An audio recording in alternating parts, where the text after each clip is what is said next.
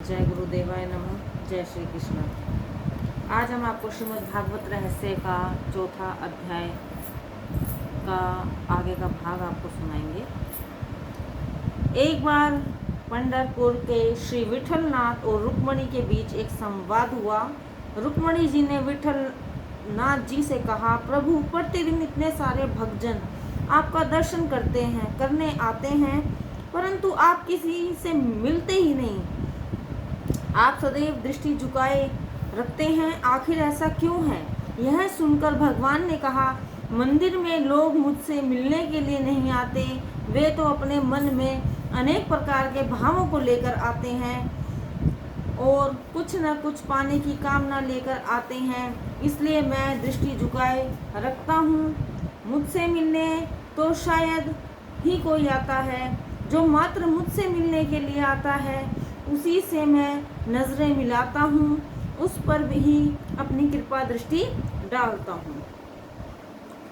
पंढरपुर के मंदिर में भगवान के दर्शन के लिए इतनी बड़ी भीड़ होती है कि सुबह का पहुंचा हुआ व्यक्ति शाम को ही दर्शन कर पाता है। एक बार लक्ष्मी जी ने भगवान से पूछा कि इतने सारे भक्त आपके दर्शन के लिए मचल रहे हैं, फिर भी आप इतने उदास क्यों नजर आ रहे हो? भगवान ने कहा, ये जो सारे भक्त हैं सभी के सभी स्वार्थी हैं, परंतु जिसका दर्शन करने को की मेरी इच्छा है वह तुकाराम अभी तक नहीं आया है। इधर तुकाराम बीमार थे, वे बिस्तर पर पड़े सोच रहे थे कि आज तो मैं विठलनाथ के दर्शन के लिए जा नहीं पाऊंगा, क्यों न वे ही मुझे दर्शन देने के लिए घर पर आ जाएं।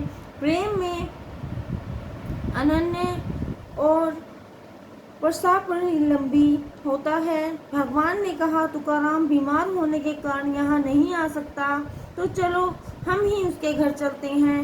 लाखों वैष्णव विठलनाथ के दर्शन के लिए उमड़ रहे हैं, परंतु भगवान तो जा पहुँचे तुकाराम के घर पर। जिस प्रकार सच्चा वैष्णव ठाकुर जी के दर्शन के लिए आतुर होता है, उसी प्रकार सच्चे भक्त के दर्शन के लिए भगवान भी आतुर होते हैं। ध्रुव के समक्ष भगवान नारायण प्रकट हुए, परंतु ध्रुव ने आंखें नहीं खोली। भगवान ने सोचा कि इस प्रकार मैं यहाँ कब तक खड़ा रहूँगा, अतः उन्होंने ध्रुव के हृदय में जो तजो में प्रकट स्वरूप था उसे अंतर ध्यान कर दिया। स्वरूप के अंतर ध्यान होने से ध्रुव जी व्यथित हो गए, सोचने लगे कि वह दिव्य स्वरूप एकाएक कहाँ अदृश्य हो गया। ध्रुव जी ने आंखें खोली तो अपने सामने चतुर्भुज नारायण को खड़ा हुआ पाया। अब तो ध्रुव जी मानो भगवान का दर्शन नहीं कर रहे हैं, अपितु उनके रूप ज्योति को पी रहे हैं। बहुत कुछ बोलने की इच्छा है, परंतु कैसे बोले, क्योंकि अज्ञानी जो ठहरे। नारायण भगवान ने अपने शंख से बालक ध्रुव को के गाल का स्पर्श किया और उसके मन में सरस्वती को जागृत किया। फिर ध्रुव जी ने भगवान की स्तुति की, प्रभु आप सर्वशक्ति संपन्न हैं, आपने ही मेरे अंतकरण में प्रवेश करके अपने तेज से मेरी सुष्ट सोई हुई वाणी को चेतना युक्त किया है। यथा मेरे हाथ पैर कान त्वचा आदि अन्य इंद्रियों और प्राणों को आप ही चैतन्य करते हैं, ऐसे आप अंतर में भगवान की मैं वंदना करता हूँ। मेरी बुद्धि में प्रविष्ट होकर उसे सत्कर्म करने की प्रेरणा देने वाले प्रभु की मैं बारंबार वंदना करता हूँ। आपका कृतज्ञ आपको कैसे भूल सकता है? जो आपकी स्तुति नहीं करता वह सचमुच ही कृतज्ञ है। आप तो मनुष्य को जन्म मरण के चक्र से मुक्त करते हैं। आपको कामादि विषयों की इच्छा से भजने वाला मूर्ख है। आप तो कल्प वृक्ष हैं, फिर भी मूर्ख व्यक्ति देहोभाग भोग सुखों की इच्छा करते हैं, जिन सुखों के कारण ही प्राणी को नर्क लोक में जाना पड़ता है। जब आपकी कृपा होती है तभी वह जीव आपको पहचान सकता है। आपकी कृपा प्राप्त होने पर ही जीव आपका दर्शन कर सकता है, आपको प्राप्त कर सकता है। मात्र साधन से ही ईश्वर दर्शन नहीं होता। कृष्ण भगवान कृपा साध्य है, साधना साध्य नहीं। परंतु इसका अर्थ यह नहीं है कि तुम साधना करना छोड़ दो। साधना तो अवश्य करो, परंतु उस साधना पर विश्वास मत करो, अभिमान मत करो। साधना तो करनी ही है। साधना करते करते थक कर जीव दीन होकर रो पड़ता है, तभी भगवान कृपा करते हैं। उपनिषदों में भी कहा गया है, यह वह आत्मा न तो वेदाभ्यास से मिलती है, न ही बुद्धि चातुर्य से मिलती है, और न ही कई शास्त्र के श्रवण से, किंतु जिसका वह वर्ण करती है उसी को इस आत्मा की प्राप्ति होती है। आत्मा उसी को स्वरूप दर्शन कराती है। साध्य की प्राप्ति होने के पश्चात कई लोग साधन की अपेक्षा करते हैं। साधन की अपेक्षा करने से माया फिर से प्रविष्ट हो जाती है। अद्वैत भाव की सिद्धि के पश्चात ही वैष्णव तो भगवान की भक्ति ही करता है। ईश्वर प्राप्ति को हो जाने पर भी साधना का त्याग नहीं करना चाहिए। साधना की ऐसी आदत हो जाती है कि फिर वह छूट भी नहीं सकती। संत तुकाराम ने कहा है, आंधी केला सत्संग तुका झाला पाणू, त्याजे भजन रहीना मूल स्वभाव जाइना। सत्संग से तुकाराम पांडुरंग जैसे हो गए। अब उन्हें भजन करने की आवश्यकता नहीं है, परंतु तुकाराम को भजन करने की ऐसी आदत पड़ गई है कि भजन करना छूट ही नहीं पाता। तुकाराम ने प्रारंभ में सत्संग किया तो उन्हें जप करने की आज्ञा मिली।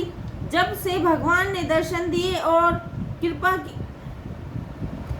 की, अब तुकाराम और पांडुरंग में कोई द्वैत भाव नहीं है, परंतु उन्होंने भजन करना नहीं छोड़ा, क्योंकि वे अपनी आदत से मजबूर जो है। ऐसी उस स्थिति पर पहुंचकर भी ज्ञानी भक्ति का त्याग नहीं करता। ज्ञानी भक्त के लिए भक्ति का व्यसन की भक्ति होती है। जब भक्ति व्यसन बन जाती है तो बेड़ा पार लग जाता है। प्रभु आपके दर्शन प्राप्त करने के पश्चात भी सच्चे ज्ञानी भक्तजन आपकी भक्ति नहीं छोड़ सकते। आपका दर्शन प्राप्त करने के पश्चात जो आपकी भक्ति करना छोड़ दे वह कृतघ्न है। सुखदेव जी से राधा कृष्ण का ध्यान कोई एक क्षण भी छोड़ने के लिए कहेगा तो वे ऐसा नहीं कर सकेंगे। आपका साक्षात्कार करने के पश्चात भी भजन छोड़ा नहीं जा सकता। ध्रुव ने सुंदर स्तुति की, नाथ जब आपके प्यारे भक्त आपका दर्शन करते हुए स्मरण करते हुए आपकी कथा करें तब वह कथा सुनने का सौभाग्य मुझे प्राप्त हो, ऐसी मुझ पर कृपा करो। वह आनंद तो योगियों के ब्रह्मानंद से भी श्रेष्ठ है। ध्रुव ने यहाँ विद्वानों की कथा सुनने की इच्छा व्यक्त की नहीं की।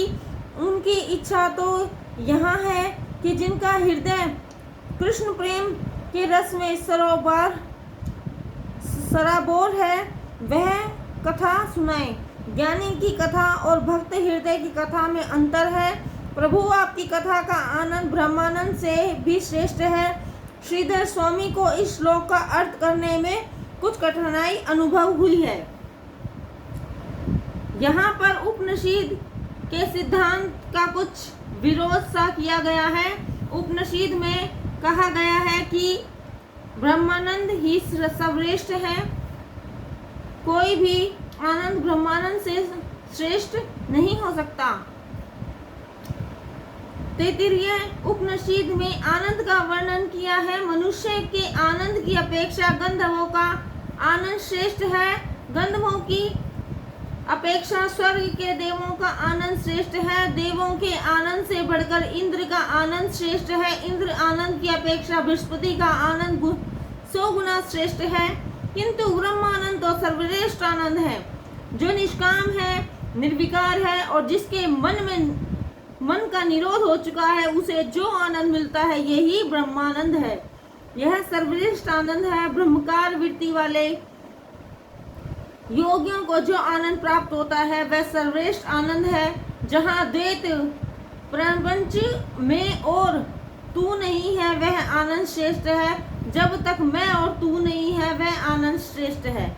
जब तक मैं और तू का अस्तित्व है तब तक श्रेष्ठ आनंद प्राप्त नहीं होता। ब्रह्मानंद की प्राप्ति होने पर संसारिकता का जगत का अस्तित्व नहीं रह जाता। भगवान में ध्रुव जी कहते हैं, भागवत में ध्रुव जी कहते हैं कि भगवान की कथा श्रवण का आनंद ब्रह्मानंद से भी श्रेष्ठ है। परंतु यह विरोधाभास क्यों है?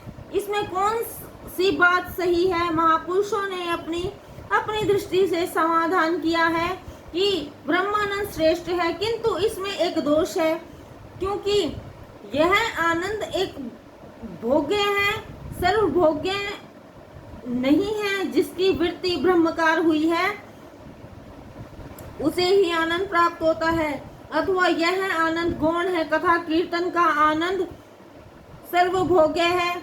भजनानंद सर्वभोग्य होने के कारण सभी को एक साथ आनंदित करता है। इसी कारण कथानंद को ब्रह्मानंद की अपेक्षा श्रेष्ठ कहा गया है। वैसे तात्विक दृष्टि से तो ब्रह्मानंद ही सर्वश्रेष्ठ कहा जाएगा।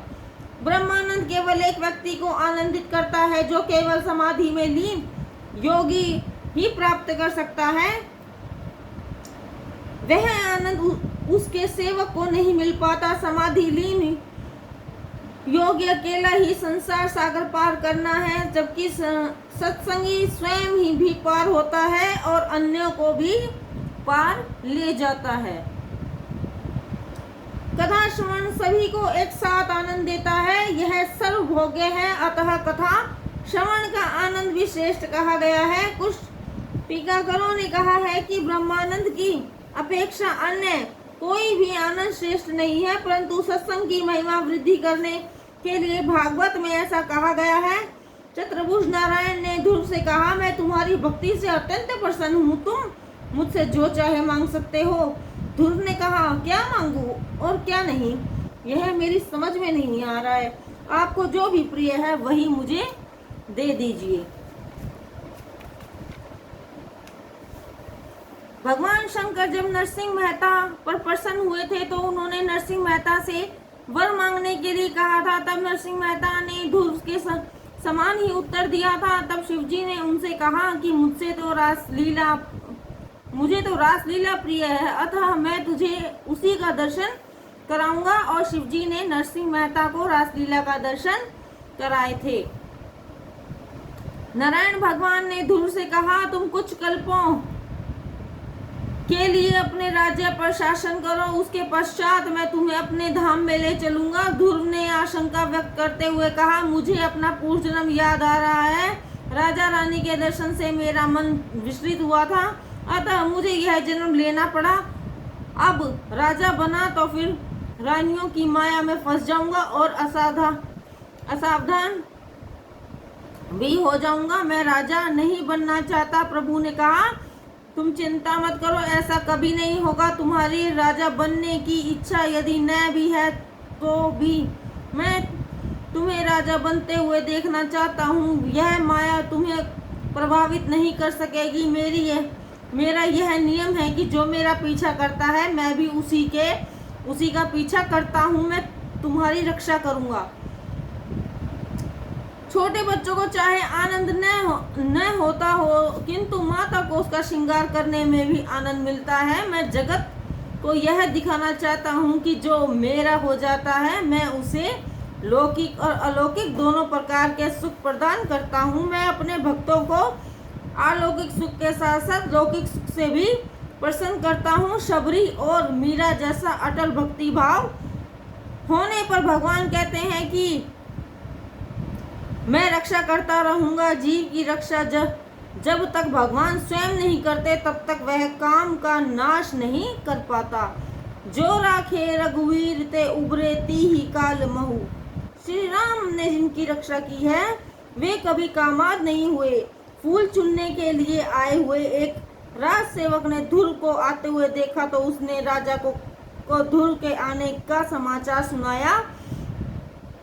अनुष्ठान में बैठे हुए राजा उत्तानपाद दौड़ पड़े। 6 मास पूर्व जिस राजा ने ध्रुव को अपनी गोद में क्षण मात्र में नहीं बिठाया था, वही राजा अब भगवान के दर्शन करके आए हुए ध्रुव के स्वागत के लिए दौड़ते हुए जा रहे हैं। जो ईश्वर से संबंध स्थापित कर लेता है, जगत उसी के पीछे दौड़ने लगता है।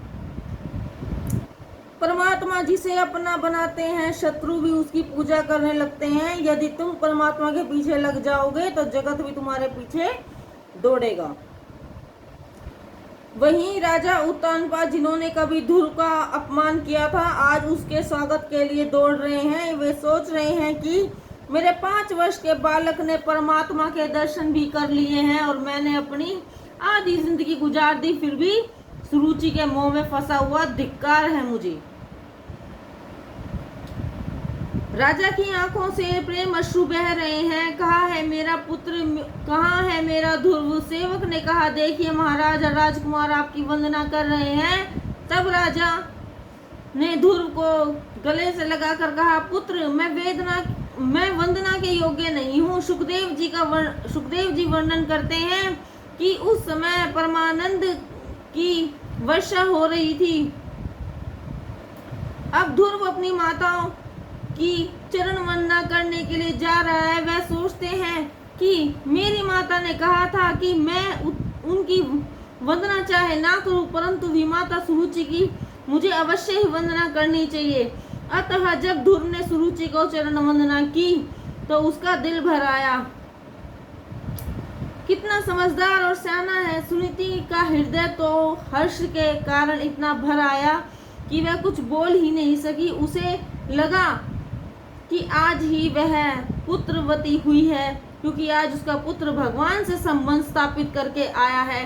रामचरितमानस में भी कहा गया है, पुत्रवती जुगती जग सोई, रघुवर भगत जसु सुत होई। जो सभी का आशीर्वाद प्राप्त करता है वही सर्वेश्वर और प्यारा लगता है। प्रजा ने कहा कि ध्रुव जी ने नारायण भगवान का दर्शन किया है, अतः हम उनका दर्शन करके कृतार्थ हो जाएंगे। इसलिए ध्रुव जी के लिए नगर यात्रा का आयोजन किया गया। ध्रुव जी को जब यात्रा के लिए हाथी पर बैठाने के लिए कहा गया तो उन्होंने कहा कि वे अकेले हाथी पर सवार नहीं होंगे, मेरा भाई उत्तम को भी मेरे साथ हाथी पर बैठाओ। पहले उत्तम को हाथी पर बैठाकर फिर ध्रुव जी हाथी पर सवार हुए। जो अपने भाई बहनों के नाते रिश्तेदारों में परमात्मा का दर्शन नहीं कर सकता, वह मूर्ति आदि में भगवान का दर्शन नहीं कर सकता। शब्दात्मक उपदेश का प्रभाव शीघ्र नहीं होता, जिनका क्रियात्मक उपदेश का प्रभाव शीघ्र होता है। सुरुचि जब पश्चाताप कर आंसू बहा रही है, वह सुनीति के चरणों में सिर झुकाकर रो रही है। आंसुओं के साथ साथ उसके मन का मैल भी धुल गया। ध्रुव कुमार का राज्याभिषेक किया गया और फिर ब्रह्म नामक कन्या के साथ उनका विवाह हुआ। एक बार उत्तम शिकार खेलने वन में गया। वन में यक्ष के साथ युद्ध होने पर उत्तम की मृत्यु हो गई। यह दुखद समाचार सुनकर ध्रुव वहां पहुंचा और भीषण युद्ध करके यक्षों का संहार करने लगा। उसी समय वहां ध्रुव के पितामह महाराज मनु वहां पधारे। उन्होंने ध्रुव से कहा, पुत्र ध्रुव, वैष्णव वैर मन में नहीं रखते। विष्णु भगवान तो प्रेम के स्वरूप हैं। अपनी छाती पर लात मारने वाले भृंग ऋषि को भी उन्होंने प्रेम ही दिया था। शिव जी वैराग्य के प्रतीक हैं। अति वैराग्य और अति प्रेम का निर्वाह करना कठिन कार्य है। ज्ञानी को चाहिए कि वह अति वैराग्य से, और वैष्णव को चाहिए कि वह अति प्रेम से। महाराज मनु कहते हैं, अपने से बड़ों के प्रति सहनशीलता, छोटों के प्रति दया, समान वयस्कों के साथ मित्रता और समस्त जीवों के प्रति सम्मान व्यवहार करने से श्री हरि भगवान प्रसन्न होते हैं। तितिक्षा, सहनशीलता, सर्वजन के प्रति करुणा और जगत के प्रत्येक जीव के साथ मैत्री, इन 3 गुणों से संपन्न व्यक्ति सुखी होता है और भगवान भी उस पर प्रसन्न होते हैं। प्रत्येक प्राणी के प्रति समभाव रखने से प्रभु प्रसन्न होते हैं और भगवान के प्रसन्न होने पर प्राकृतिक गुणों तथा लिंग शरीर से मुक्त होकर सुख स्वरूप ब्रह्म की प्राप्ति करता है। मनु महाराज का उपदेश सुनकर ध्रुव ने संहार रोक दिया। ध्रुव जी विशाल क्षेत्र में आ गए। तब वे जब बालक थे तब यमुना जी के किनारे गए थे। अब वृद्धावस्था में वे गंगा किनारे आए। गंगा जी मृत्यु सुधारती हैं। भागवत की कथा प्रेम से सुनने पर सभी यात्राओं का फल प्राप्त होता है। गंगा जी के किनारे बैठकर ध्रुव जी भजन कीर्तन करने लगे। गंगा जी में प्रबल वेग के शोर से ध्रुव जी के ध्यान में विक्षेप होने लगा। वे गंगा जी का किनारा छोड़ने के लिए तैयार हो गए। तभी माँ गंगा जी प्रकट हुई। ध्रुव ने कहा, माता तुम्हारा यह कल नीलाद मेरे भजन ध्यान में विक्षेप करता है। तब गंगा जी ने कहा, तू यहाँ शांति से ध्यान करता है तो मैं भी अब शांति से ही ध्यान करूंगी। अब मैं शब्द रहित होकर बहूंगी, परंतु तुम यहाँ से जाना नहीं। गंगा जी शांत हो गई। ऋषिकेश के पास ध्रुव आश्रम के समीप गंगा जी आज तक शांत हैं। गंगा जी केवल ध्रुव आश्रम के समीप ही शांत हैं और कहीं पर नहीं है। एक बार भगवान की आज्ञा से ध्रुव को अपने साथ ले जाने के लिए विमान लेकर उनके पार्षद आए। गंगा तट को छोड़कर ध्रुव को जाने की इच्छा नहीं हो रही थी।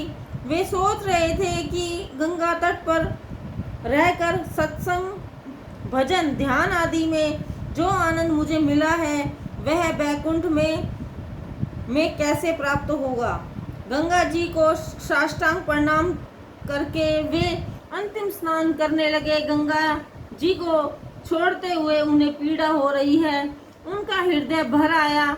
उसी समय गंगा जी वहां प्रकट हुई। ध्रुव ने कहा, भगवान की आज्ञा के कारण मैं तुम्हें छोड़कर बैकुंठ में जा रहा हूँ। तुम्हारे तट पर जो आनंद मुझे मिला वैसा आनंद मुझे बैकुंठ में कहाँ प्राप्त होगा। यह सुनकर गंगा जी ने प्यार से कहा, यह तो मेरा भौतिक रूप है। बैकुंठ में तो मैं अधिभौतिक स्वरूप से बहती हूँ। ध्रुव ने गंगा जी को प्रणाम किया। सभी की वंदना करके ध्रुव जी बैकुंठ के लिए प्रस्थान किया। वे विनय की मूर्ति हैं। ध्रुव के समीप आकर मृत्यु देव ने अपना शीश झुकाया। ध्रुव ने मृत्यु देव के मस्तक पर एक पैर रखकर दूसरा पैर विमान में रखा। विमान में बैठकर ध्रुव जी भगवान के बैकुंठ धाम को प्रस्थान कर गए। ध्रुव के बैकुंठ गमन से भी सभी को प्रसन्नता हुई। नारद जी कुछ प्रसन्न से हैं। वे सोच रहे हैं कि मृत्युदेव के सिर पर पैर रखकर मेरा शिष्य विमान में बैठकर बैकुंठ भी पहुंच गया। मेरा शिष्य तो मुझसे भी आगे निकल गया। उसे लेने के लिए बैकुंठ से विमान आया है और मुझे तो अब भी इस संसार में भटकना पड़ रहा है। यह दृष्टांत यह सिद्ध करता है कि बहुत कथा करने से भी परमात्मा की प्राप्ति नहीं होती। ध्यान के बिना, प्रभु दर्शन के बिना शांति नहीं मिलती। एकांत में बैठकर ध्यान करना आवश्यक है। प्रभु के पहले भक्त मृत्यु अर्थात काल के मस्तक पर पांव रखकर बैकुंठ गमन करते हैं। भागवत के चौथे स्कंद में 12वें अध्याय के 30वें श्लोक में स्पष्ट कहा है कि मृत्यु के सिर पर पैर रखकर ध्रुव जी विमान में बैठे थे। भगवान के भक्त मृत्यु से नहीं डरते। मनुष्य निर्भय नहीं बन पाता क्योंकि वह ईश्वर का नहीं होता है। जो ईश्वर की शरण में जाता है वह निश्चिंत बनता है, निर्भय बनता है। सुतीक्षण ऋषि मानस में कहते हैं, मेरा अभिमान प्रतिदिन बढ़ता ही जाए। कौन सा अभिमान? मैं भगवान का हूँ और भगवान मेरे हैं, ऐसा अभिमान। अस अभिमान जय जनी भोरे, मैं सेवक रघुपति मोरे। जो भगवान का आश्रय ग्रहण करता है वह निर्भय बनता है, उसे काल का भय नहीं सताता, क्योंकि काल तो परमात्मा का दूत है। काल के काल परमात्मा की शरण में जाने के पश्चात काल भी क्या बिगाड़ सकता है। ध्रुव अर्थार्थी भक्त है। ध्रुव ने भगवान की शरणागति स्वीकार की तो भगवान ने उनको दर्शन दिए, राज्य दिया और अंत में वैकुंठ वास भी दिया। भगवान की अनन्य शरणागति का यही फल है। ध्रुवाख्यान में यह सिद्ध होता है कि अटल निश्चय से कठिनतम कार्य सिद्ध होते हैं, परंतु यह निश्चय कैसे होना चाहिए? देह का पातयामी कार्य व साध्यामी, अर्थात या तो कार्य सिद्ध करूंगा नहीं तो देह त्याग दूंगा। ध्रुव का चरित्र यह भी बताता है कि बाल्यावस्था से ही जो प्रभु की भक्ति करता है उसे भी प्रभु मिल पाते हैं। वृद्धावस्था में भजन ध्यान करने से अगला जन्म सुधरता है। यदि इसी जन्म में प्रभु को प्राप्त करना है तो बाल्यकाल से ही भक्ति करो। बाल्यावस्था से ही अच्छे संस्कार नष्ट नहीं होते। स्मृति की भांति माता पिता को अपने बच्चों के बाल्यकाल से ही धार्मिक संस्कारों का सिंचन करना चाहिए। ध्रुव चरित्र की समाप्ति करते हुए मैत्रेय जी ने कहा कि नारायण सरोवर के किनारे नारद जी तप कर रहे हैं। वहां प्रेताओं का नारद जी से मिलन हुआ। विदुर जी ने मैत्रेय जी से पूछा, महाराज ये प्रेता कौन है, किसके पुत्र हैं? यह सब कुछ विस्तार से वर्णन कीजिए। मैत्रेय जी विदुर जी को और सुखदेव जी राजा परीक्षित को कथा सुना रहे हैं। प्रेता ध्रुव जी के ही वंशज हैं। ध्रुव जी के वंश में अंग नामक एक राजा हुआ था। अंग का पुत्र बैन था। अंग जितना सदाचारी राजा था, बैन उतना ही दुराचारी राजा था। बैन के शासनकाल में प्रजा बहुत दुखी रहती थी। राजा बैन के शासनकाल में जब अधर्म अपनी चरम सीमा पर पहुंच गया तो ब्राह्मणों ने शाप देकर उसका नाश कर दिया। जब राजा के न होने से प्रजा दुखी रहने लगी तो ब्रह्म ऋषियों ने राजा बैन के शरीर का मंथन किया। मंथन करने से सर्वप्रथम एक काला पुरुष प्रकट हुआ। नाभि से नीचे भाग में पाप होने के कारण उसका मंथन करके सर्वप्रथम पाप निकाल दिया गया। नाभि के नीचे का अंग अपवित्र है, यह सुख लेने के लिए उत्तम नहीं है। मनुष्य के ऊपर का भाग पवित्र कहा गया है। तत्पश्चात राजा बैन के ऊपरी भाग का बहुआ का मंथन किया गया। वेद मंत्रों द्वारा मंथन करने से अर्चन भक्ति स्वरूप पृथ्वी महाराज प्रकट हुए। श्रीधर स्वामी ने कहा है कि इन सभी ने राजा बैन के भवों का मंथन किया तो अर्चन भक्ति रूप महाराज पृथ्वी प्रकट हुए। यदि हृदय का मंथन किया गया होता तो साक्षात भगवान नारायण प्रकट हुए होते। पृथ्वी महाराज अर्चन भक्ति के स्वरूप हैं। अंततः उनकी रानी का नाम अर्ची है। महाराज पृथ्वी अर्चन भक्ति में श्रेष्ठ हैं। वे प्रतिदिन महाअभिषेक किया करते थे, इसलिए उनके शासनकाल में प्रजा सुखी रहने लगी। उन्होंने अश्वमेध यज्ञ भी किया। इस यज्ञ में अश्व को बंधन रहित करके उसकी इच्छा अनुसार घुमाया जाता है।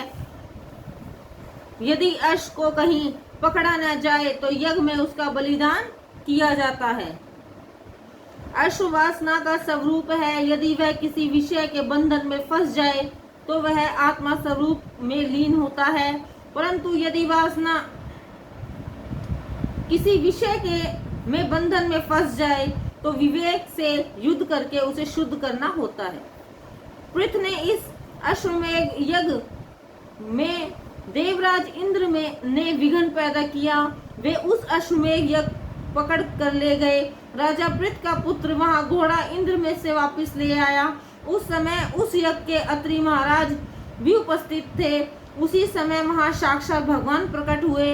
राजा पृथ ने भगवान से प्रार्थना की। उन्होंने कहा, भगवान, मैं मोक्ष की इच्छा नहीं करता, क्योंकि वहां आपकी कीर्ति की कथा सुनने का सुख नहीं मिल पाएगा। मेरी तो केवल एक यही प्रार्थना है कि मुझे आपकी कथा सुनने के लिए 10,000 कान मिले, जिससे मैं आपकी लीलाओं की कथा निरंतर सुनता रहूं। आपके एक चरण की सेवा चाहे लक्ष्मी जी करती रहे, परंतु आपके दूसरे चरण की सेवा मैं करना चाहता हूं। राजा पृथ ने धर्मानुसार प्रजा का पालन किया और पृथ्वी में समाहित अनेकों प्रकार के रसों की युक्ति पूर्वक दोहन किया। उन्होंने अपनी प्रजा को बार बार धार्मिक शिक्षा भी दी। वे चाहते थे कि उनकी प्रजा भी धर्म का मर्यादा पूर्वक पालन करके जीवन व्यतीत करे। राजा पृथ ब्राह्मणों और गायों का पालन भी किया करते थे। गाय घास खाकर दूध देती है। ब्राह्मण साधारण भिक्षा से जीवन निर्वाह करके सभी को ज्ञान दान करता है। गाय और ब्राह्मण के संतुष्ट होने से प्रजा को शक्ति और ज्ञान प्राप्त होता है, जिससे प्रजा सुखी रहती है। यदि आजकल का राज्यकर्ता इसी प्रकार के से सोचे तो देश सुखी हो सकता है। जब संपत्ति की अपेक्षा अच्छे संस्कारों और धर्म की आवश्यकता महसूस होगी, तभी देश सुखी रह पाएगा। एक बार महाराज पृथ रानी अर्ची के साथ बैठे हुए कि वह संतन कुमार पधारे। उन्होंने सत्संग में से राजा पृथ को वैराग्य उत्पन्न हो गया। संतन कुमार के उपदेश से उन्होंने वनवास लिया। पृथ महाराज स्वर्ग में गए। प्राचीन काल में तो राजा भी राज्य का त्याग कर वन में रहकर प्रभु भजन करते थे, परंतु इस अर्थ और भोग प्रधान काल में वनवास करने की किसी की इच्छा होती ही नहीं। अतः सुख शांति प्राप्त हो भी तो कैसे। राजा पृथ के पश्चात उनका पुत्र विजिताशव राजा बना। वे 3 भाई थे, हयश,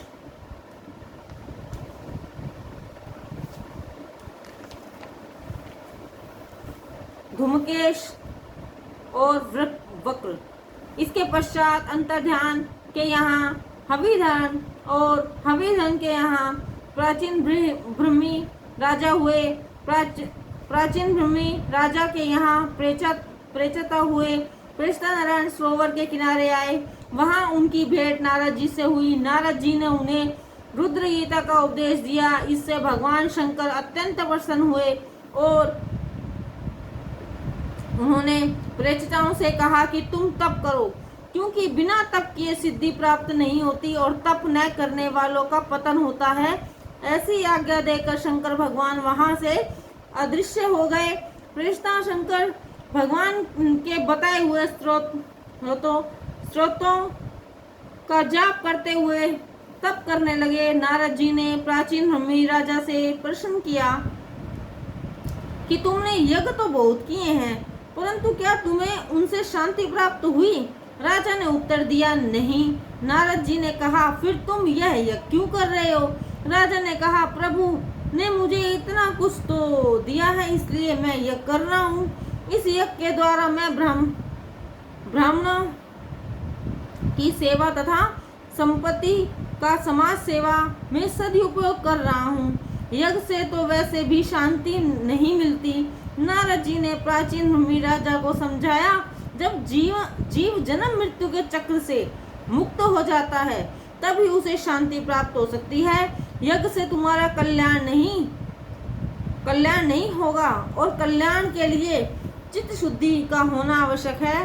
चित्त शुद्धि के पश्चात एकांत में बैठकर प्रभु का ध्यान करना जरूरी है।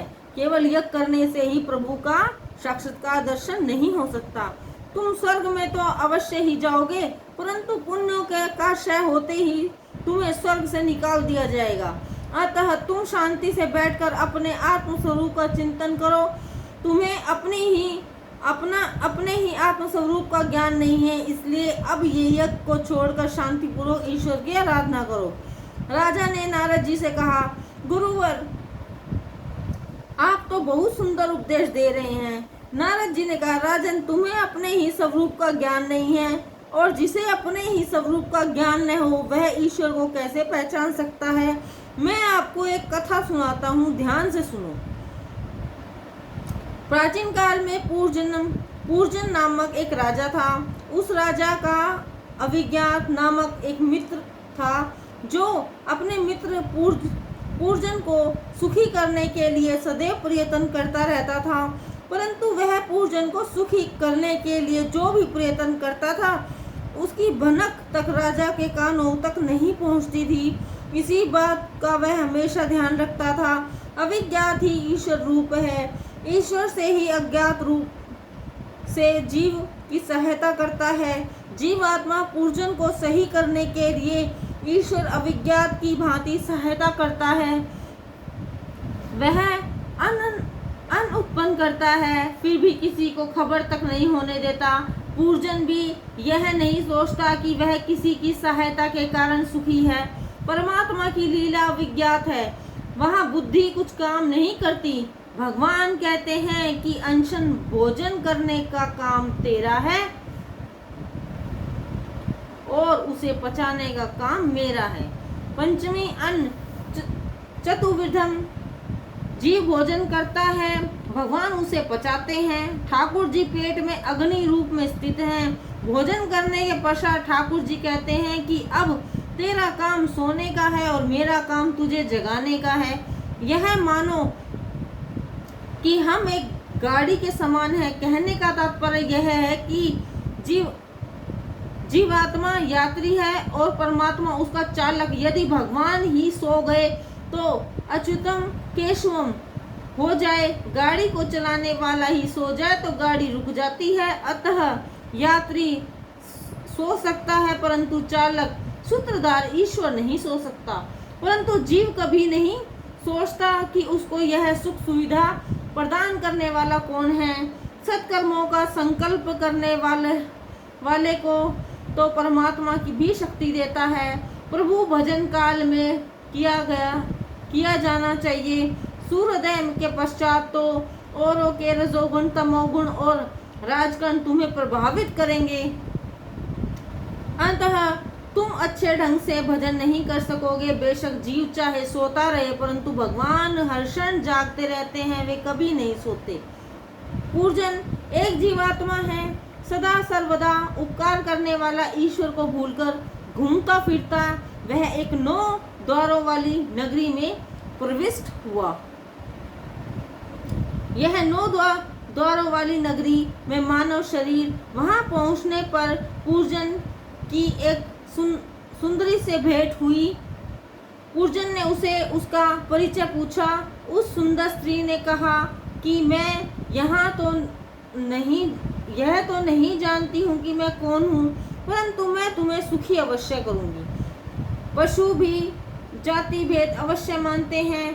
भैंस को देखने से बैल विकारी नहीं होता। लोग गीता जी पढ़ते अवश्य हैं, परंतु उसको व्यवहारिक रूप से अपनाते नहीं हैं। भगवान कहते हैं कि ये जातियां वर्ण श्रम मैंने बनाए हैं, परंतु फिर भी आजकल के सुधरे हुए लोग यही कहते हैं कि हम वर्णाश्रम की व्यवस्था और जाति को नहीं मानते। जिसके जीवन में संयम नहीं, सदाचार नहीं, धर्म निष्ठा नहीं है, प्रभु के प्रति प्रेम नहीं है, उसे हम सुधरा हुआ माने या बिगड़ा हुआ माने, उनका जीवन सुधरा हुआ नहीं अपितु बिगड़ा ही माना जाएगा। सुधरे हुए लोग कहते हैं यह स्त्री बहुत सुंदर है, स्त्री सुंदर होनी चाहिए, फिर जाति कोई भी हो। कुल गोत्र का विचार किए बिना पूर्जन ने उस स्त्री से विवाह कर लिया। पूर्जन उस स्त्री से इतना आसक्त हो गया कि उसके यहाँ 1100 पुत्रों का जन्म हुआ। उस स्त्री का नाम पूर्जनी था। वे सभी पुत्र आपस में लड़ते झगड़ते थे।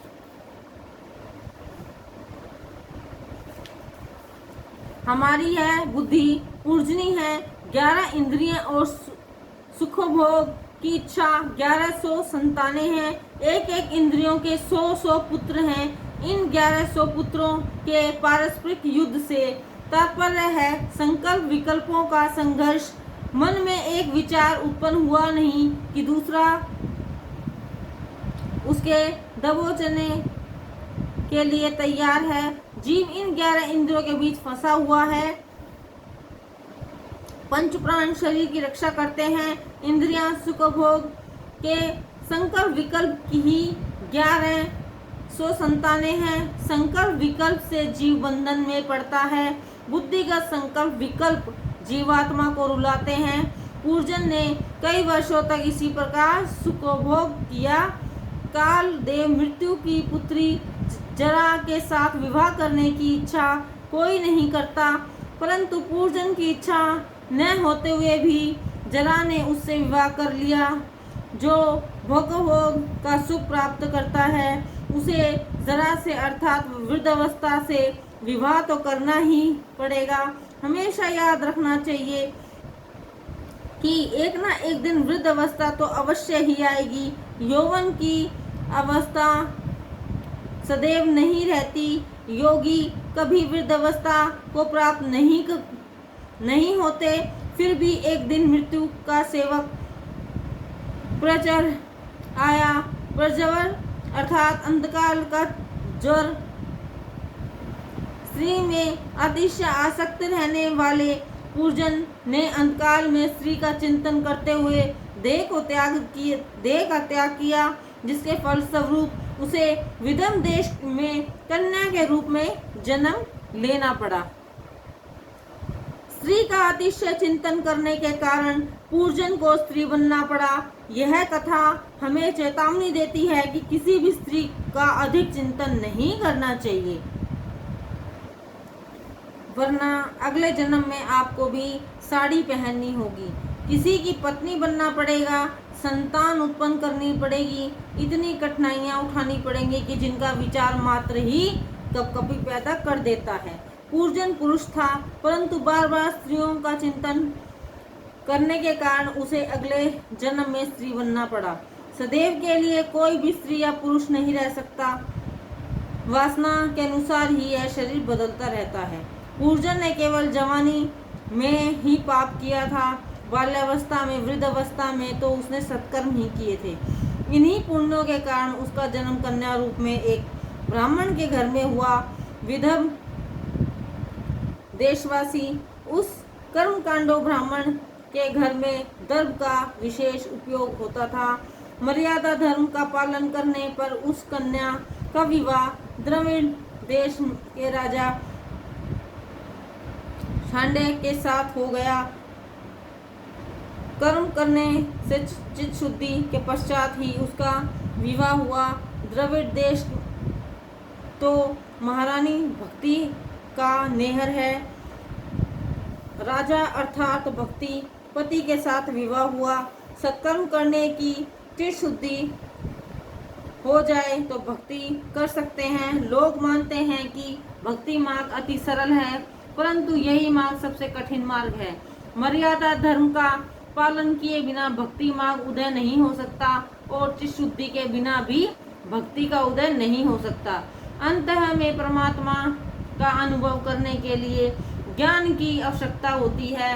भक्ति पति के साथ विवाह पर 7 पुत्रों और एक कन्या का जन्म हुआ। कथा श्रवण और सत्संग में रुचि कन्या है जिसे भक्ति का जन्म हुआ। 7 पुत्र भक्ति के 7 प्रकार हैं: श्रवण, कीर्तन, पाद सेवन, अर्चन, वंदन, दास्य और स्मरण।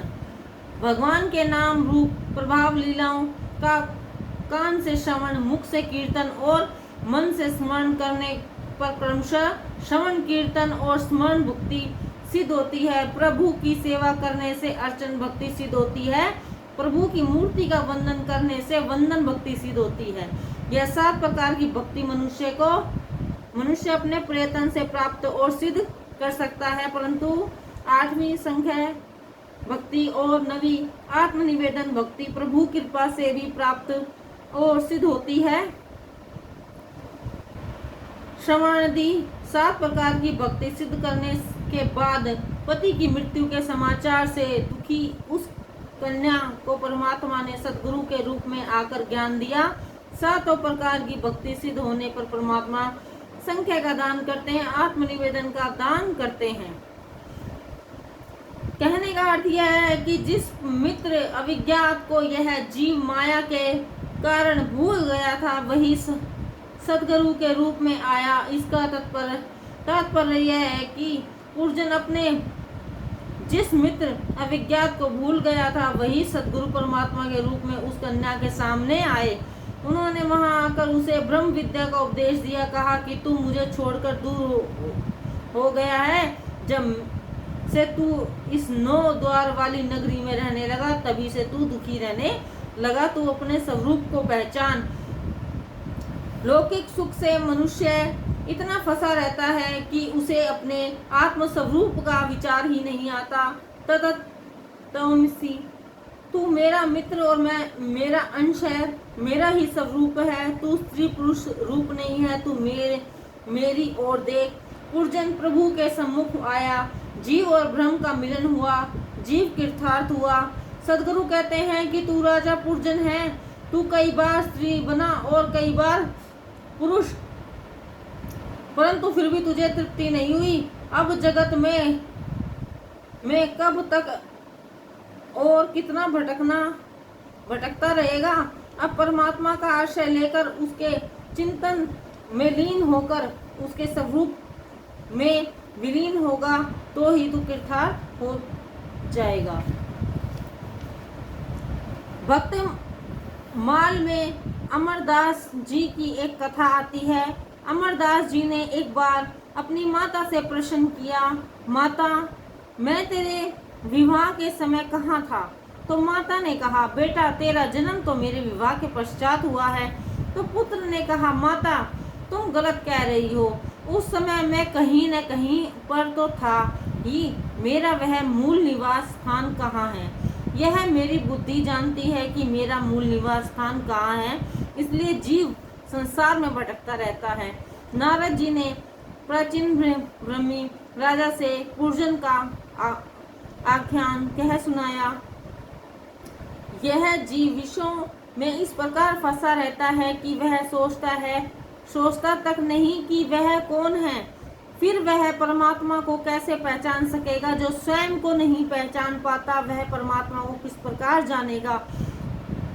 इस प्रकार जीवात्मा की कथा सुनकर प्रजा प्राचीन ब्रह्मी को बहुत ही आनंद प्राप्त हुआ। वे बोले कि अब मैं कृतार्थ हो गया हूँ।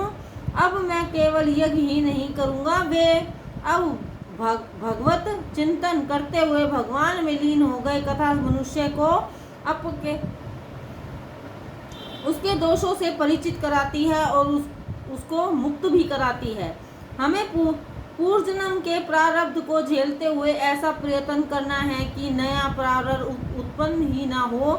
ऐसा सादगी भरा जीवन जीना चाहिए, जिससे कि जन्म मृत्यु के चक्र से छुटकारा मिल जाए। आत्मा परमात्मा का अंश है और जीवात्मा देह भिन्न है। जीवात्मा ने ब्राह्मण और न ही वैश्य, न तो वह पुरुष है और न ही वह स्त्री। आत्म स्वरूप का ज्ञान हो जाए तो देह का भान भूल जाए तो मनुष्य को जीते जी मुक्ति प्राप्त हो जाती है। संसार नहीं है ऐसा अनुभव मनुष्य को कभी नहीं होता, परंतु वह अपने अहम को नहीं भूल पाता। उसे स्वयं के न होने का ज्ञान अथवा अनुभव कभी नहीं हो पाता। 10,000 वर्षों तक प्रेष्ठाओं ने नारायण सरोवर के किनारे जप किया, तभी उनके समक्ष नारायण प्रकट हुए थे। जब से मन की शुद्धि होती है, जप के बिना जीवन नहीं सुधरता। रामदास स्वामी ने अनुभवदास बोध में लिखा है कि 13 करोड़ जप करने से ईश्वर के साक्षात दर्शन होते हैं। जप तप पूर्वजन्म के पापों को भी जलाते हैं। जप का फल तत्काल ही न मिले तो समझो कि पूर्व जन्म के पाप अभी शेष हैं, जिनका नाश होना अभी बाकी है। इस विषय में स्वामी विद्यानारायण का दृष्टांत सुनने योग्य है। स्वामी विद्यानारायण बहुत ही गरीब व्यक्ति थे। अर्थ प्राप्ति के लिए उन्होंने गायत्री मंत्र के 24 पुरुष चरण लिखे, परंतु उन्हें अर्थ धन प्राप्ति न हो सकी। अतः उन्होंने थक हार कर संन्यास ले लिया। उस समय उन्हें माता गायत्री के दर्शन हुए। माता गायत्री ने कहा, मैं तुझ पर बहुत प्रसन्न हूँ, तू मुझसे जो चाहे मांग ले। स्वामी विद्यानारायण ने कहा, माता जी, जब आपकी आवश्यकता थी तब तो आप नहीं आई, अब आपकी कोई जरूरत नहीं है। हाँ, अब आप यह बताइए कि आप उस समय प्रसन्न क्यों नहीं हुई। माता गायत्री ने कहा, विद्यानारायण जरा पीछे मुड़कर तो देखो। स्वामी विद्यानारायण ने पीछे मुड़कर देखा तो वहाँ 24 पर्वत जल रहे थे। उन्होंने माता जी से पूछा कि यह क्या आश्चर्य है। गायत्री माता ने कहा, मैं तुम्हारे कई पूर्व जन्म के पाप हैं जो तुम्हारी तपस्या से जल रहे हैं। 24 पर्वत के समान महान तेरे पापों का नाश होते ही मैं शीघ्र आ गई। जब तक पापों का नाश नहीं होगा और जीव की शुद्धि नहीं हो पाती, तब तक मेरे दर्शन नहीं हो सकते। विद्यानारायण ने कहा, हे माता गायत्री, अब मैं शुद्ध हुआ, अब मैं कुछ भी नहीं मांगना चाहता। उन्होंने आगे चलकर पंचदशी नाम का वेदांत का उत्तम ग्रंथ लिखा। भगवान नारायण ने प्रेषिताओं को दर्शन देकर आज्ञा दी कि तुम विवाह करो। विवाह करना पाप नहीं है। गृहस्थ आश्रम भक्ति में बाधक नहीं, साधक है। 1-2 संतान होने के पश्चात संयम का पालन करना चाहिए। वह जीव आत्मा कई जन्मों से काम सुख भोग रहा है। विवाह करने से काम सुख की सूक्ष्म वासना दूर होती है। ईश्वर की माया दोनों प्रकार से जीव को मारती है। विवाहित भी पछताता है और अविवाहित भी पछताता है। गृहस्थ आश्रम का वातावरण ऐसा होता है कि विषमता करनी ही पड़ती है। भगवान कहते हैं कि प्रतिदिन 3 घंटे नियम पूर्वक मेरा स्मरण, मेरी सेवा करोगे तो मैं तुम्हें पाप करने से रोकूंगा और रक्षा भी करूंगा। एक साथ 3 घंटे भगवत स्मरण करने वाले को भगवान पाप करने से रोक लेते हैं। पाप करते समय मन को कुछ खट्टा सा लगे तो समझो कि प्रभु की साधारण कृपा हुई है। पाप करने की आदत छूट जाए तो समझ जाओ कि प्रभु ने पूर्ण रूप से तुम पर अपनी कृपा कर दी है। पाप न करना भी एक प्रकार का पुण्य ही है। पाप की माता ममता और पिता लोभ, इनका अवश्य ही त्याग करना चाहिए। प्रभु सेवा जगत सेवा है। प्रभु सेवा के बिना देश सेवा भी सफल नहीं होती। अतः रघुनाथ जी की कृपा प्राप्त करने के लिए सदैव प्रयत्नशील रहना चाहिए। जितने तारे गगन में उतने शत्रु होए, जिस पर कृपा रघुनाथ की बाल न बांका होए। कोई भी कार्य बुद्धि और शक्ति के बिना नहीं हो सकता और बुद्धि तथा शक्ति केवल ईश्वर की आराधना करके ही प्राप्त की जा सकती है। केवल परोपकार से ही ईश्वर को प्राप्त नहीं किया जा सकता, क्योंकि कई बार परोपकार भी ईश्वर भक्ति में बाधक बन जाता है। भरत मुनि को इस बात का सत्य अनुभव हुआ था। काम का अर्थ घंटा, प्रहर का तात्पर्य है 3 घंटे। मनुष्य को कम से कम प्रतिदिन 3 घंटे जप तप का स्मरण करना चाहिए। भगवान तुमसे धन दौलत नहीं, केवल समय मांगते हैं। अतः उनके प्रति समय को अवश्य ही अर्पण करना चाहिए। मनुष्य का स्वभाव ही स्वयं उसके दुख का कारण है, क्योंकि इस भाव को सुधारना अथवा बदलना उसे सबसे कठिन कार्य लगता है। तीर्थ यात्रा करने से, विष्णु यज्ञ करने से स्वभाव नहीं सुधरता, स्वभाव सुधरता है परमात्मा के ध्यान से, तप से। अनेक जन्मों से यह जीव पाप करता आया है। पाप करने का स्वभाव ईश्वर के जब से ईश्वर की कृपा होने से ही छूटता है। गृहस्थों को प्रेषिताओं की कथा द्वारा ज्ञान दिया गया। भगवान कहते हैं कि तुम मेरे लिए 3 घंटे व्यतीत करो, मैं तुम्हारे 21 घंटे रक्षा करूंगा। हे जीव, मैं तुझे पाप करने से रोकूंगा। जो मनुष्य भगव दर्पण बुद्धि से कर्म करता है और जिसका समय मेरी कथा में व्यतीत होता है, उसके लिए गृहस्थाश्रमी होने पर भी घर बंधन का कारण नहीं बनता। वह इस संसार में नहीं फंसता और यह संसार उसे अपने बंधन में नहीं जकड़ पाता। नहीं तो गृहस्थाश्रम में काम शक्ति और अर्थ शक्ति बढ़ती जाती है। प्रत्येक को अपने पूर्व प्रारब्ध के अनुसार ही संतति और संपत्ति मिलती है, इसलिए उसका कभी सुख व शोक नहीं करना चाहिए, मानना चाहिए। उसकी चिंता करना छोड़कर प्रभु चिंतन में मन लगाना चाहिए। मन में शुद्ध होने पर समझो कि प्रभु ने तुम पर अपनी कृपा बरसाई है। परंतु वरना मनुष्य का स्वभाव तो अहरन लोहे का वह टुकड़ा जिस पर रखकर लुहार धन चलाता है कि चोरी और सुई दान करने का होता है। ऐसी बुरी आदत का त्याग करना चाहिए और अर्थात मिट्टी, पत्थर और स्वर्ण को एक ही समान समझने की दृष्टि रखनी चाहिए। राका बाका जैसा वैराग्य होना चाहिए। एक बार राका और बाका नामक पति पत्नी कहीं जा रहे थे। राका आगे था और बाका पीछे। मार्ग में राका को एक स्वर्ण हार पड़ा दिखाई दिया। उसने सोचा हार को देखकर कहीं बाका की मति भ्रष्ट न हो जाए, अतः वह उस हार को धूल में ढकने लगा। ऐसा करते देख बाका ने राका से कहा, तुम यह धूल क्यों इकट्ठी कर रहे हो? राका ने कहा, वैसे तो कोई बात नहीं, परंतु जब बाका ने सत्य बात को जाना तो उसने कहा, धूल को धूल से क्यों ढक रहे हो? क्या अभी तक तुम्हारी दृष्टि में धूल और स्वर्ण अलग अलग वस्तुएं हैं? यह भावना तुम्हारे मन में कैसे शेष रह गई? यह सुनकर राका ने कहा, तू तो मुझसे भी अधिक आगे बढ़ गई है। तेरा वैराग्य बाका है, अभी से उसका नाम बाका पड़ गया। संतों के मन में धूल और स्वर्ण एक समान होते हैं। ऐसा अनासक्ति भाव प्रत्येक जीव में होना चाहिए। स्वयं द्वारा दिए गए सत्कर्मों और पुण्यों को भूल जाओ। पुण्य का अहंकार करना ठीक नहीं है। इस अहंकार का त्याग किए बिना चित्त शुद्धि नहीं हो सकती। पुण्य को भूलकर केवल अपने पापों को याद रखो। महाभारत में वर्णित राजा यदत के का उदाहरण हमारे सामने है। अपने संचित किए हुए पुण्यों के बल पर राजा यदत सशरीर स्वर्ग में गए। उन्होंने इंद्रासन पर बैठना चाहा। इंद्र डर कर गुरु बृहस्पति के पास गए और सारी परिस्थिति से उन्हें अवगत कराकर उसका उपाय पूछा।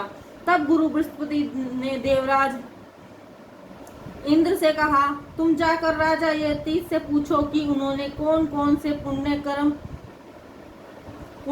इस पृथ्वी पर किए हैं, जिसके बल पर वह इस इंद्रासन पर बैठने योग्य हैं। जब राजा यतीत ने अपने पुण्यों का वर्णन अपने मुख से स्वयं वर्णन करेंगे तो उनके पुण्यों का नाश होता चला जाएगा। इंद्र ने बृहस्पति के अनुसार राजा यतीत से वही प्रश्न किए जो बृहस्पति ने उनसे कहे थे। यति ने अपने पुण्यों का वर्णन स्वयं अपने मुख से किया, जिससे उनके पुण्यों का नाश हुआ और उनका स्वर्ग से पतन हुआ। इसलिए अपने द्वारा किए गए सत्कर्मों का पुण्य का वर्णन स्वयं कभी ना करो। यह श्लोक सदैव याद रखो। षण्गादि वेदों का ज्ञान हो, शास्त्र वर्णित स्वर्ग विद्या मुखस्थ हो, कवि तत्व में वाणी में सुंदर गदगद रचने की शक्ति भी हो, परंतु यदि चित्त हरि चरणों से विमुख हो तो इन सभी का कोई अर्थ नहीं है, कुछ भी नहीं है। भगवान ने प्रेषिताओं को विवाह करने की आज्ञा दी। वे अपने अपने घर गए। सभी ने विवाह किया और सभी एक पुत्र भी हुआ। तत्पश्चात सभी प्रजाताओं फिर नारायण सरोवर के किनारे नारद जी के पास गए। उन्होंने नारद जी से कहा, गृहस्थ आश्रम के विलासी वातावरण में हम अपने सारे ज्ञान और लक्ष्य को भूल गए हैं। गृहस्थ आश्रम में विषमता रखनी पड़ती है, जिसके कारण सारा ज्ञान विसमृत हो जाता है। भगवान शिव और प्रभु नारायण ने जो हमें उपदेश दिया है वह अभी हम भूल चुके हैं। आप हमें एक बार फिर से पुनः उपदेश दीजिए। इस संसार में कभी कोई प्रसन्न नहीं रह सकता। जगत को प्रसन्न करना सबसे टेढ़ा काम है। एक बार एक पिता पुत्र एक घोड़े को लेकर कहीं जा रहे थे। पुत्र ने वृद्ध पिता से कहा, आप घोड़े पर बैठ जाओ, मैं साथ में चलता हूँ। पिता घोड़े पर सवार हो गया। आगे थोड़ी दूर पर चलने के पश्चात मार्ग में कुछ लोग मिले। वे सब कहने लगे, देखो तो यह पिता कितना निर्दयी है, जो छोटे से पुत्र को धूप में चला रहा है और खुद शान से घोड़े पर बैठा है। पिता ने पुत्र को भी घोड़े पर बिठा लिया। जैसे जैसे वे आगे बढ़ रहे थे, मार्ग में चलते व्यक्ति उन्हें कुछ न कुछ कहते जा रहे थे। किसी ने कहा कि दोनों पिता पुत्र कितने निर्दयी हैं, जो इस छोटे से घोड़े पर बैठे हैं। यह बेचारा घोड़ा तो इनके बोझ तले दबकर ही मर जाएगा। यह सुनकर वे पैदल चलने लगे तो लोग कहने लगे, देखो कैसे मूर्ख हैं, जो घोड़ा होते हुए भी पैदल चल रहे हैं। यह संसार का नियम है। एक बैठा हो तो भी टोका, दोनों बैठे तो भी टोका और फिर नहीं बैठे तो भी टोका। अंततः संसार का कार्य ही निंदा करने का है। अतः आप प्रत्येक को प्रसन्न नहीं रख सकते। कहीं न कहीं कभी न कभी विषमता उत्पन्न हो ही जाती है। जगत में कैसा व्यवहार करें, कैसा वर्तन रखें, यह इंसान की समझ से परे की बात है। परंतु परमात्मा को प्रसन्न करना कितना कठिन कार्य भी नहीं है। इतना कठिन कार्य भी नहीं है। जिसने परमात्मा को प्रसन्न कर लिया, फिर वह जगत को भी प्रसन्न कर सकता है, क्योंकि भगवान ही जगत का उपादान का कारण है। रामचंद्र जी की कुटिल और कपटी के साथ भी सरल व्यवहार करते थे, परंतु श्री कृष्ण सरल के साथ सरल और कुटिल के साथ कुटिल चाल चलते थे। यही इन दोनों में अवतारों में की भिन्नता है। संसार को तो रामचंद्र जी भी प्रसन्न नहीं कर सके, तो साधारण मनुष्य की तो हैसियत ही क्या है। समाज का सुधार राजा नहीं, केवल एक संत ही कर सकता है। रामदास स्वामी अपने मन को उपदेश देते हैं। इसलिए जगत को प्रसन्न करने की इच्छा व आदत को छोड़कर केवल ईश्वर को ही प्रसन्न करने का प्रयास करो। चौथे स्कंद में नारद जी ने प्रभु को प्रसन्न करने के 3 मार्ग बताए हैं। जीव मात्र के प्रति दया भाव जितना मिल जाए उसी में संतुष्टि और सभी इंद्रियों के संयम, इन 3 उपायों से भगवान शीघ्र प्रसन्न होते हैं। इन सभी बातों का अनुसरण करने वालों पर प्रभु अवश्य ही कृपा करते हैं। सभी इंद्रियों को संयमित करके उनको विषयों में मत रमने दो। बिना संयम के जीवन सरल नहीं हो सकता। विष को खाने से ही मनुष्य की मृत्यु होती है, चिंतन करने से नहीं। परंतु विषयों का उपभोग न करते हुए भी केवल विषयों का चिंतन मात्र करने से ही मनुष्य मर जाता है। तात्पर्य यह है कि विष से भी ज्यादा खतरनाक है।